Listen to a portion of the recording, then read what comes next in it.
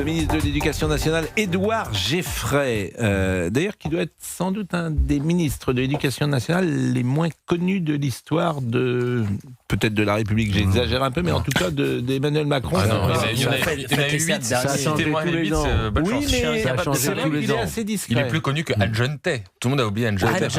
Anne Jante, elle est restée très peu de temps, c'est pour ça. Amélie Oudéa-Castéra aussi. Connue, Oui, mais elle, quand même, son nom résonne. J'ai pas resté longtemps. Bon, Édouard Geffray s'est dit favorable à ce que les élèves et lycées commencent plus tard les cours. Ce matin sur Radio Monte Carlo, écoutez. On a un sujet en France, c'est qu'on a beaucoup d'heures de cours par semaine, sur un nombre de semaines plutôt plus limité que les autres. Donc on a plus, les élèves ont plus de vacances dans l'année en nombre de semaines, et par contre ils ont beaucoup plus d'heures de cours dans la journée. Tout est concentré. C'est plus concentré que chez nos voisins, globalement. Typiquement, c'est un sujet pour moi de présidentielle 2027. C'est-à-dire que je peux pas changer les choses pour la rentrée 2026. On a besoin probablement que nos ados commencent un peu plus tard le matin. Plutôt à 9h qu'à 8h. Ça, c'est des choses qu'on est en train de promouvoir auprès de nos chefs d'établissement. C'est pas toujours possible, ça rentre pas non plus toujours dans la chaussure. Et pourquoi J'ai pas compris.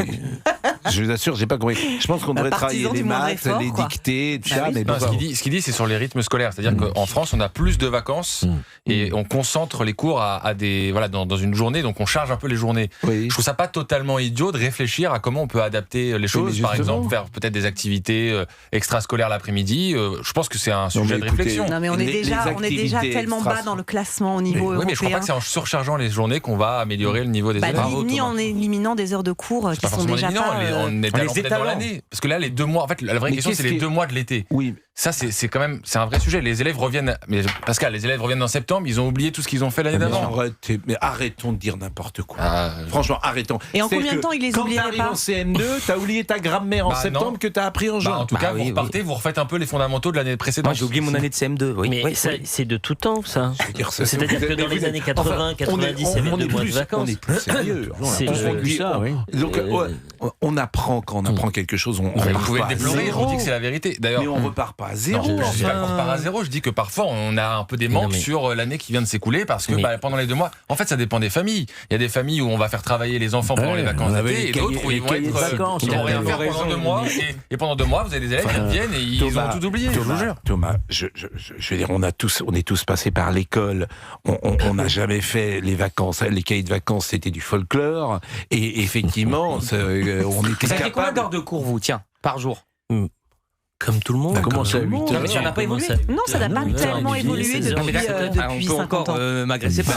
On commençait à 8h, on faisait 8h midi, et 14h, 17h, voire 14h, 18h. Aujourd'hui, les horaires n'ont pas tellement évolué. Personne ne se concentre l'après-midi, aujourd'hui. Quand tu es au collège... Écoutez, moi, je suis fatigué de ces discussions. Ah bon, c'est clair. D'accord. Non, moi, parce que, moi, je suis team Thomas. En fait, vous, je veux dire, Tu veux faire comme votre explication, c'est comme les uns et les autres sont comme ça, il ne faut surtout pas les changer. Il ne faut pas essayer de les reconcentrer. C'est-à-dire qu'il faut prendre en compte la nullité du moment. Bah non. Moi, je me bats. Bah oui. Voilà, je suis désolé. Pascal. On est tous passés par l'école. Qu'est-ce que ça veut dire qu'on était peut-être moins concentrés à 15h ou 16h, mais et alors ?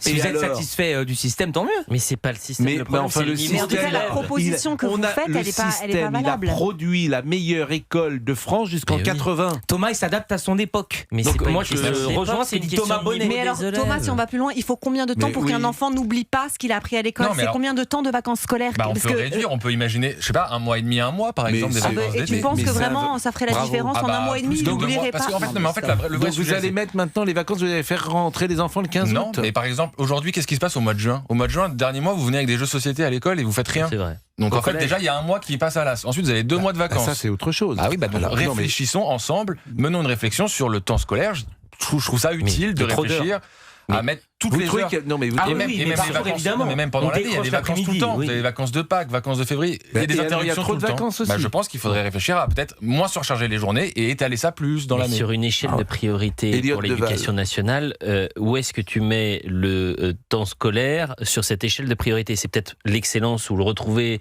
une idée d'excellence des élèves. C'est aussi la qualité et le niveau des professeurs, des enseignants. C'est ça n'empêche pas la question de... Bah oui, mais enfin, il y a une question... Mais Et puis il y a la question des parents. Les parents qui travaillent de 9h à 18h, ils sont quand même bien contents que leurs enfants aillent à l'école. Si tu leur supprimes la moitié de la journée et que tu leur dis que leurs enfants sortent de l'école à 14h, qu'est-ce qui va se passer pour toutes ces familles ? Des études, des soutiens scolaires pour ceux qui en ont besoin. Regardons ce qui se fait ailleurs. Je dis juste qu'ailleurs, il y a des solutions qui marchent, on peut s'en inspirer. Ils travaillent un peu plus. Ils travaillent un peu plus, pardonnez-moi. L'Allemagne, regardez ce qui se fait. Aller dans un collège ou dans un lycée l'après-midi, ils se concentrent pas. C'est impossible. Vous me fatiguez. Olivier va en Asie, vous me fatiguez. Moi, j'ai été au collège, on se concentrait. Mais c'était il y a 50 ans. On se concentre plus 50 ans plus tard. Non. Mais appelez un prof. Voilà, vous connaissez un prof, appelez un prof. Mais je vous assure, ce monde est effrayant. On se concentre plus à 50 ans. Abonnément, on est moderne, on colle à l'air du temps. On n'est pas concentré. Mais non. Mais vous, alors, vous savez ce que vous allez faire l'après-midi chez nous ? Vous viendrez plus. Puisque nous on travaille l'après-midi.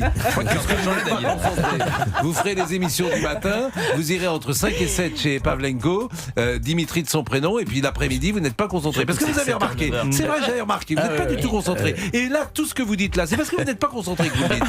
C'est que vous dites n'importe quoi parce que vous n'êtes pas concentré. À 7h du matin, vous diriez quelque chose de différent. Vous voulez plus de moi ? Alors j'ai vu qu'au Japon, par exemple, je regardais, on commence à 8h30, 8h45, on termine tous les jours à 15h30 au Japon.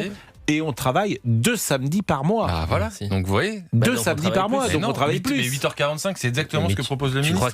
Non, il propose 9h déjà, 9h, 9h30. C'est 8h30. Au lieu de 8h15. Olivier, c'est allé chercher le prix d'un Les élèves japonais ont cours du lundi au vendredi, généralement de 8h30 à 15h30 et 2 samedis par mois, le premier et le troisième, de 8h30 à midi. Et je suis sûr que leurs vacances d'été sont raccourcies. Les cours durent 50 minutes. Et oui, enfin, ils ont surtout suffisamment de profs pour faire le relais. Non, mais après, ce qui est un problème important en France qui n'ont pas ailleurs. Mais sur le rythme scolaire, vous voyez qu'il s'approche finalement de ce dont on parlait tout à l'heure. Bravo Thomas. Merci. Arrêtez de dire bravo, on va voir le nombre de jours de vacances. Non mais ne généralisons pas.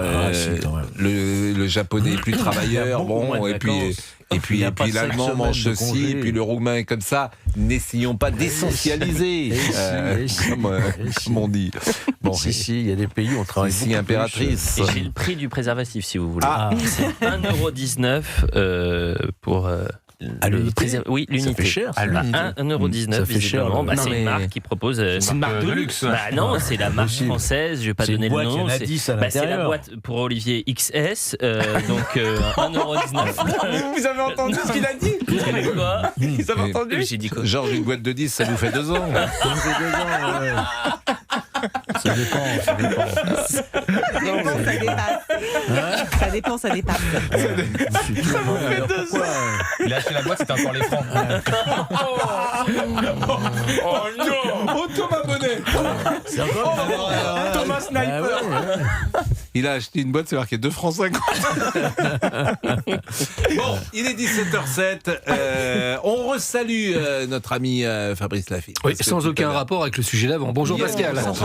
D'abord, je vous félicite Fabrice parce que vous ne prenez pas de vacances, vous êtes avec nous tout le temps. Je crois que vous avez assuré plus de 9 émissions sur 10 et ça s'est entendu depuis le début août, fin août. Vraiment merci d'être avec nous. Comme Alexandre Omar d'ailleurs. Pas de vacances non plus, Alexandre. On est sur le pont. Exactement. Comment vous avez dit ? Un tout droit, on fait un tout droit jusqu'à juillet. On va de janvier à juillet, c'est un tout droit. Je sais pas cette expression. Un tout droit, tout va bien ? Tout va bien, tout va très très bien. Bon, et on est là a priori jusqu'au vendredi 5 juillet, même si 4 juillet. Oui, alors même si vendredi 4 juillet, même s'il y a un petit quand même petite chose quand même importante, le lundi 7 juillet, c'est Marine Le Pen, la décision Marine Le Pen. Et alors le lundi 7 juillet. Rima Hassan, c'est moins important. Mais c'est quand même important le lundi 7 juillet. Ça voudrait dire concrètement. Non, mais nous, notre été. Vous aimeriez être à l'antenne ce jour-là. Non, on va pas être rien que pour le lundi, on va pas être pour le lundi, je pense pas. Qu'est-ce qui se passe Non, mais on disait que la grille allait jusqu'au vendredi 3 juillet. Pour être exact. Bon. Et alors en revanche, on reprend très tôt, c'est ça qui m'ennuie un petit peu, parce qu'on reprend le 24. Ouais. Le lendemain de mes 40 ans, ça m'arrange pas. On reprend le 24 août. Bah oui, mais c'est toujours comme ça, c'est toujours la dernière semaine d'août. C'est le 31 août, la dernière semaine, c'est le 31 août. L'année dernière, vous aviez repris le 25 août, puisque pour vous, j'avais annulé ma dernière semaine de vacances et j'étais revenue le lundi 25 août. Regardez. Oui, alors je vous promets, puisque ça m'avait valu des problèmes familiaux. Oui, mais là, c'était précisément. Lundi 25, sûr et certain. Ouais, c'était. Attendez, est-ce que je regardez. Mois d'août, le 25. Le lundi 25. Je suis sûr que vous m'avez appelé en FaceTime en peignoir bien sûr. la semaine d'avant. C'est intéressant parce que les gens qui nous écoutent, ils se disent qu'est-ce qu'ils font Ils sont en train de parler de quoi exactement? Quel est le sens? Quel est l'intérêt? Ils ont l'impression d'être dans une pièce de Ionesco. C'est assez étrange, mais il est 17h09. J'ai compris UNESCO. 16h, 18h. Pascal Pro sur Europe 1. C'est pas une pièce de l'UNESCO, c'est une pièce de Ionesco. Pardon. Ionesco. Vous n'avez pas vu la cantatrice chose? Là? La cantatrice chauve. Non, j'ai pas vu la cantatrice, non. Elle est chauve. Chauve. La cantatrice chauve. Non, elle est chauve. La cantatrice, c'est le théâtre de l'absurde, Ionesco. Donc, c'est les gens qui ils disent n'importe quoi.